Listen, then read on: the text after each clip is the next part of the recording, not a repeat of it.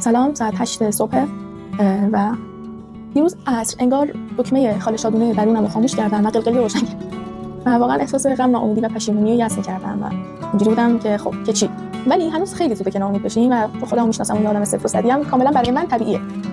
دیروز برنامه‌ای ریخته بودم که فیزیک بخونم، یعنی کلاس ببینم، زیست بخونم، عصری کلاس آنلاین شیمی دارم اونو شرکت کنم، شبم اون قسمت از ریاضی که ندیدمو ببینم. ولی سر کلاس زیست استاد زیستمون گفتش که چهارشنبه و پنجشنبه آزمون تو پنل فعال میشه، فصل 1 و 2 دهم و 12 و من هنوز نمیدونم که آزمون رو شرکت کنم یا کلاسایی که ندیدم و عقب موندهمو ببینم. یه خورده دو به شکم، ولی یه جورایی سنجشم برای خودم هست. از طرفی زیست دهم و 12 کامل نخوندم و فقط فکر کنم 2 گفتار از هر کدوم خوندم، کاملا براش تست ندادم، ولی احتمالاً همین رو شرکت کنم. پس بزنید بریم.